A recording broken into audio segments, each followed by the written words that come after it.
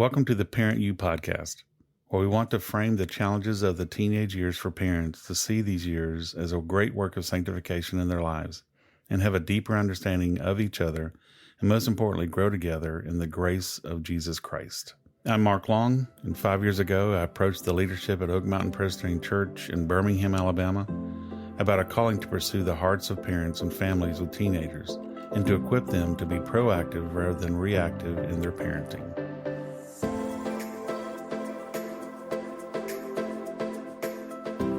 Seeing a child hurting is excruciating for parents.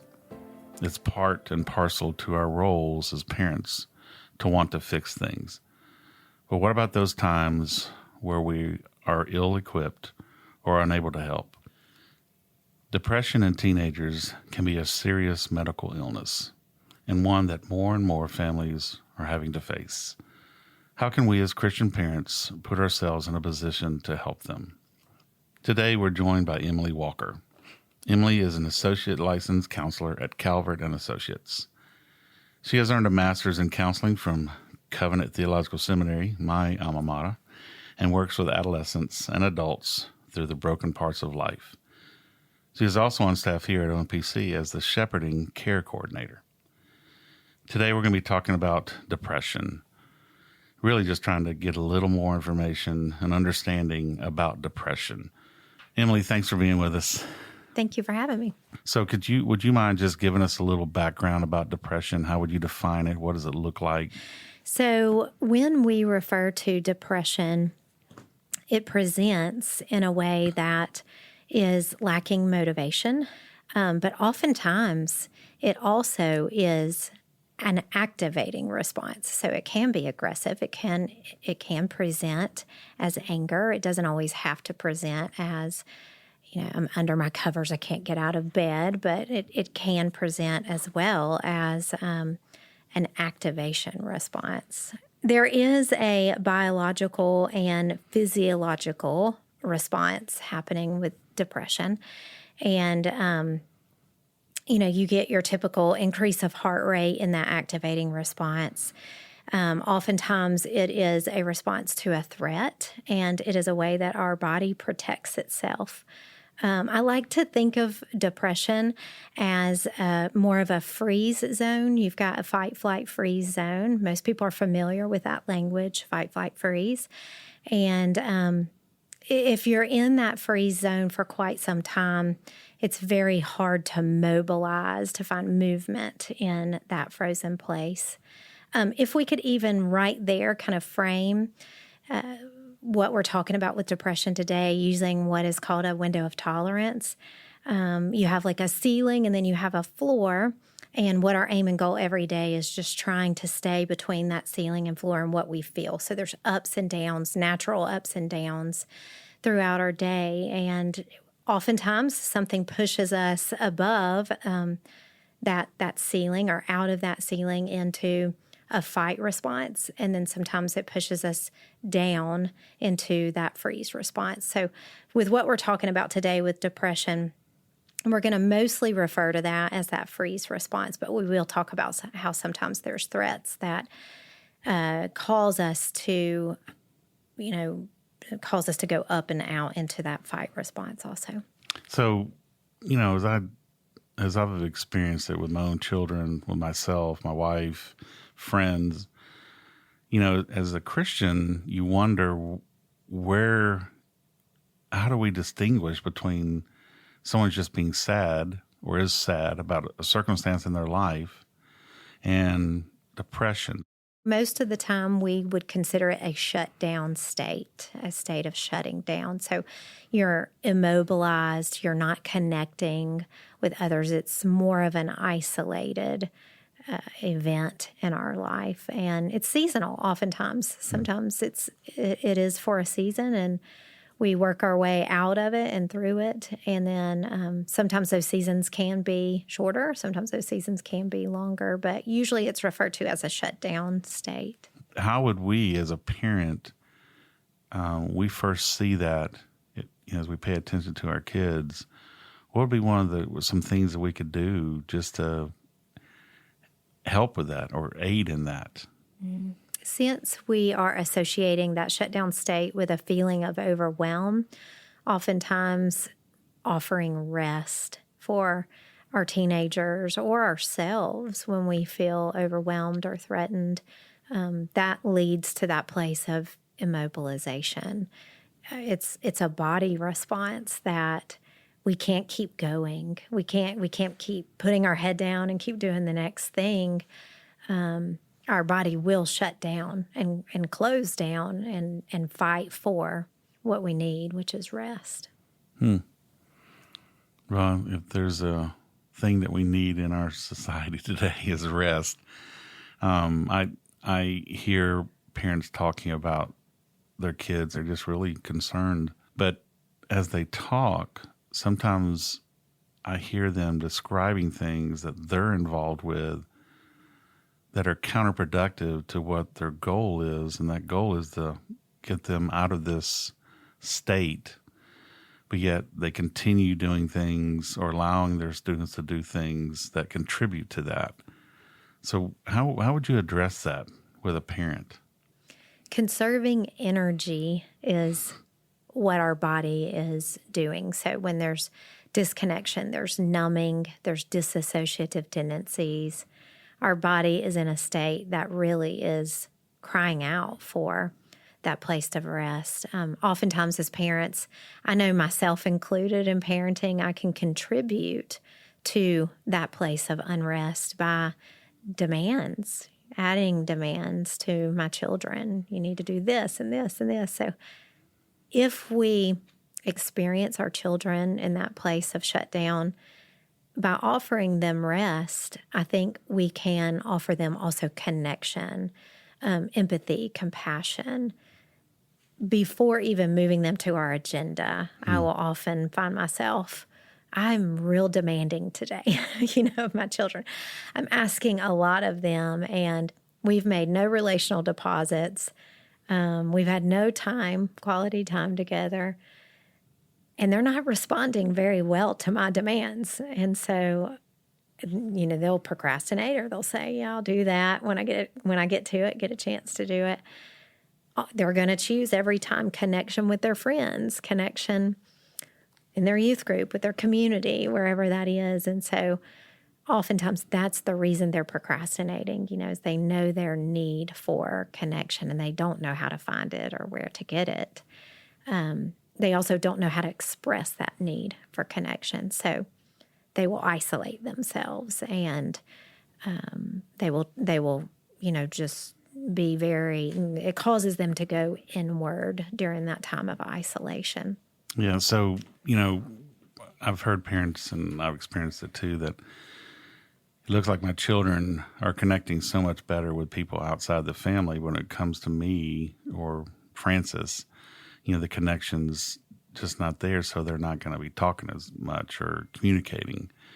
And I've recognized in the past how I've done things to shut my kids down and regret that and repented, sought forgiveness.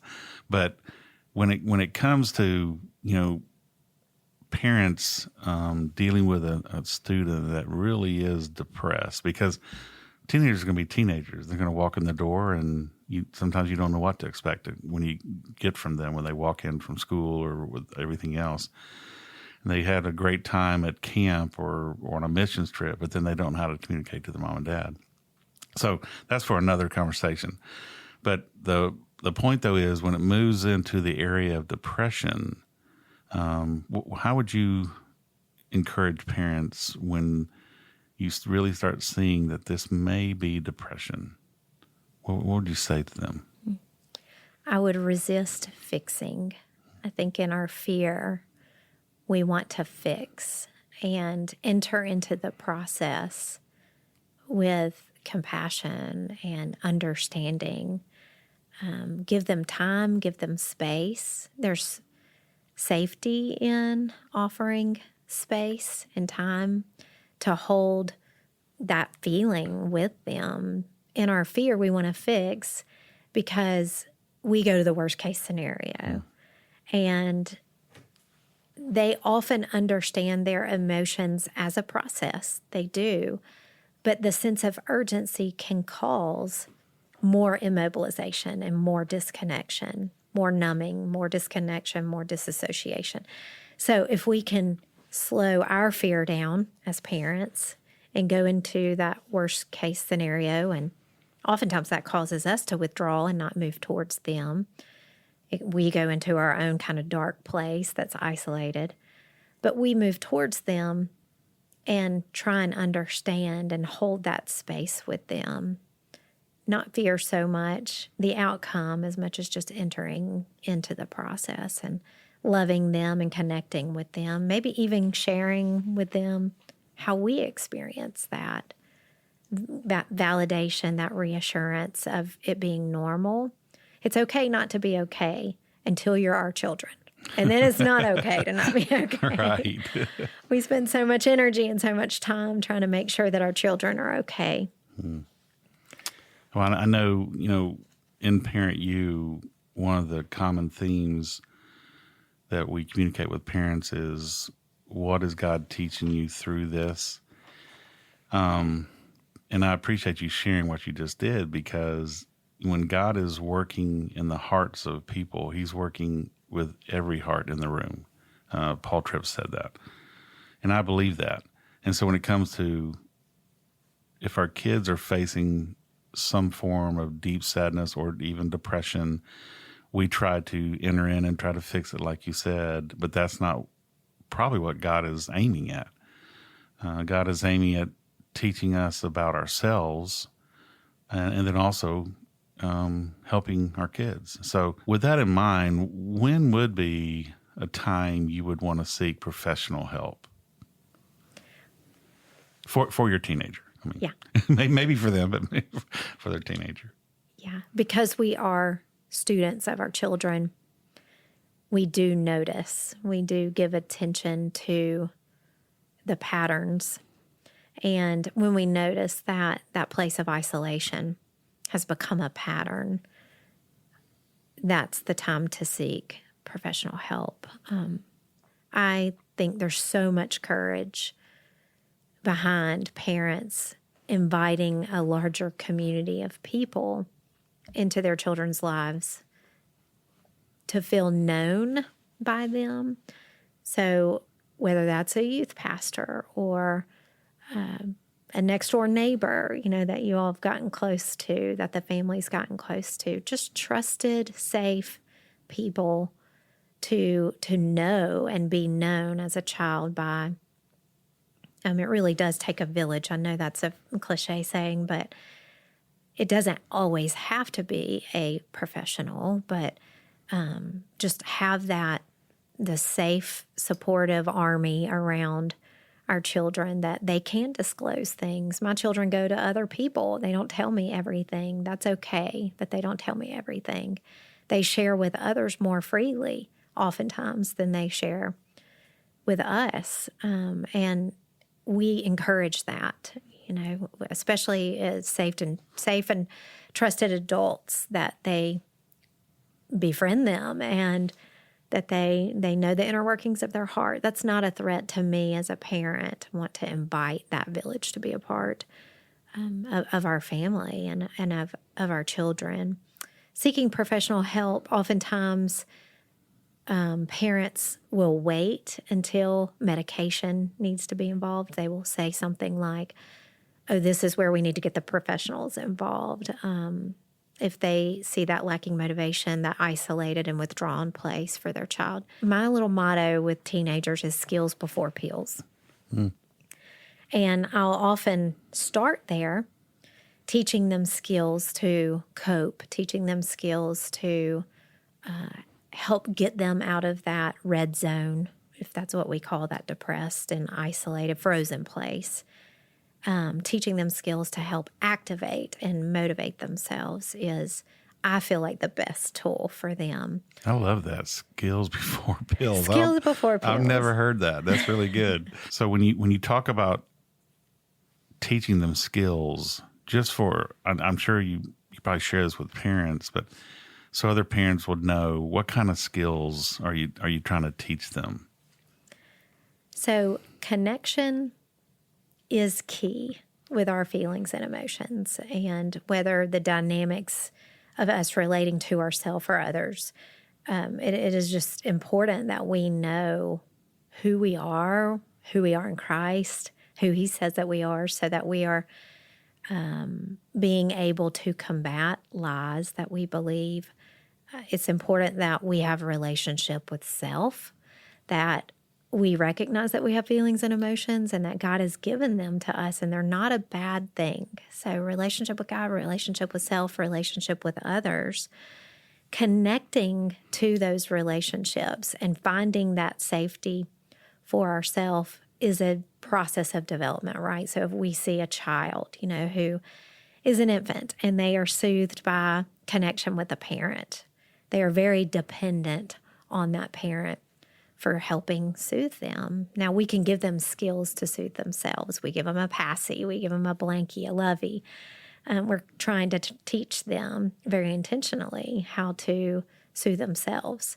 I might not be there every single minute of every day to help soothe my loved one.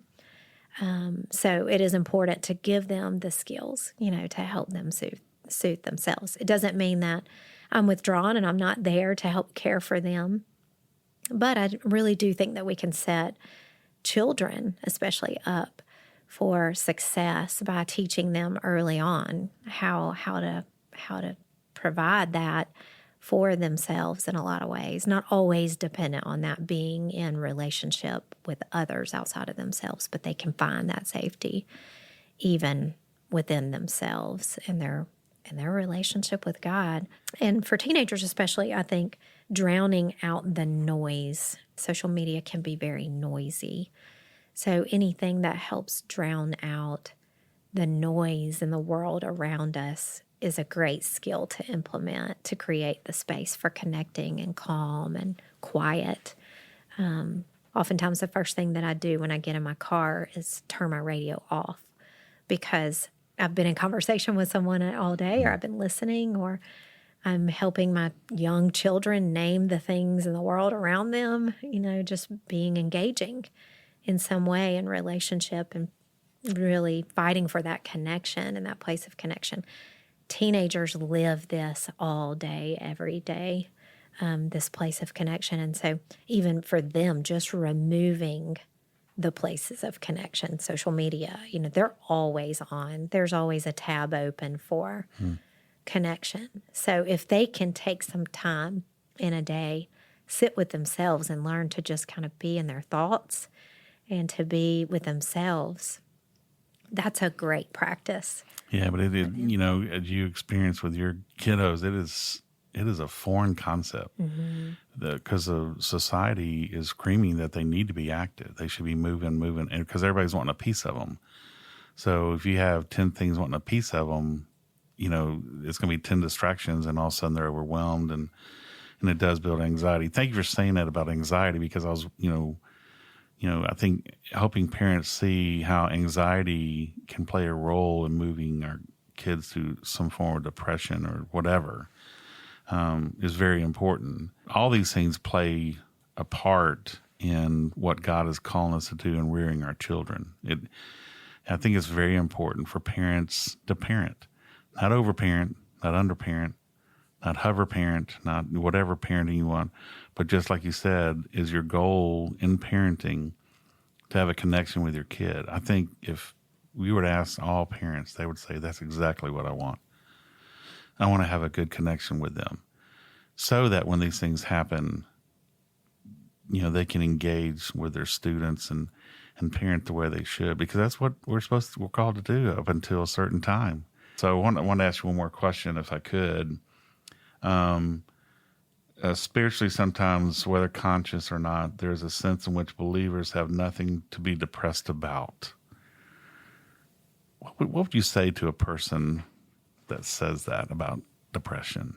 I think that I would challenge the way we do view the world, and through a Christian lens. Our Christian worldview is creation, fall, redemption, restoration. So we truly are living in the here and the not yet. While that is ideal to want to celebrate and be happy There is nothing more than this 7 on the Enneagram loves to do than celebrate. I promise I live for it every single day. I want to celebrate everyone all the time, cheer them on, be supportive. But it's just not reality. There is suffering and there's grief and there's sorrow in our world all around us. And oftentimes I believe that a depressive state is an expression of not knowing how to grieve, not knowing how to lament, not knowing where sorrow has a role in our life. People have a very easy time, as we've experienced in the world around us, being angry and outraged, and not a lot of room for differentiation and disagreements.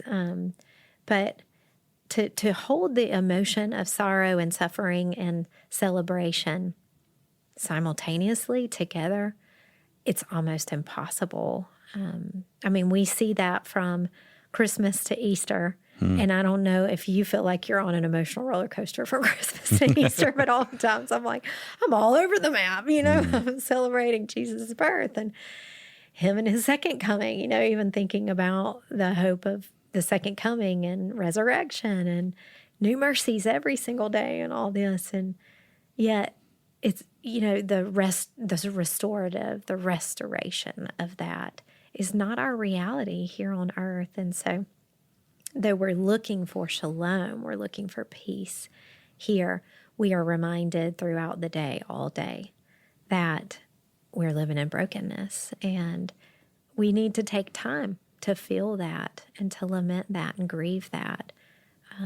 We can in church sing upbeat songs all day, every day, but it's not what we do, right? It's not where we live and want to even live constantly, because joy, as we know, true joy comes from great suffering. And so being able to experience that full range and effect of emotion.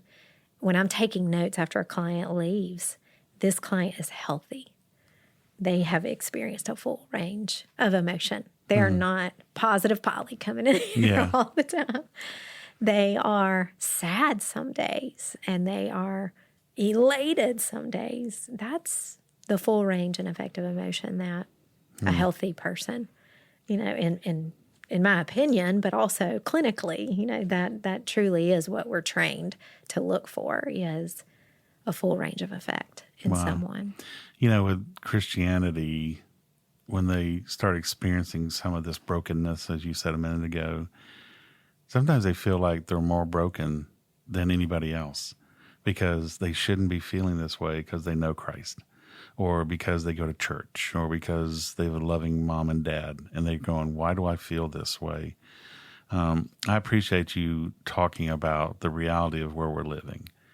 We live in a broken society, and we're all broken. One of the things we do with parents and Parent U is help them realize they're not on an island by themselves. There are other families there that are broken just like they are. And so I appreciate you saying that. I really do. Mm-hmm. Well, Emily, thank you for being with us. One of the things that came to my mind as we close this out is Matthew 6:33. And I don't mean this to be as simplistic as I may make it sound, because the scripture is not simple here. But when we're encouraged to seek first the kingdom of God, and everything else will fall into place, I think that's where we should start as broken parents, as broken teenagers, that as we're seeking Christ, we have that great hope. I heard somebody this morning on the radio talking about how they're coping with things, but they never mentioned Christ. And I'm just going, oh my gosh, if they knew Christ, that would be the thing that may help push them over, and they can find that hope that's there. I know being a Christian is not all bed of roses and everything's perfect. Now, I'm not talking about that, but I'm talking about a place where we can turn, because Christ has not fallen. He's still who we're to seek after first in all aspects of our lives. And I'm thankful that we have people like you that would point broken people like us to Him. So thank you very much. Thanks for having me. Parent U is a ministry of Oak Mountain Presbyterian Church. I'm Pastor Mark Long, and thanks for listening.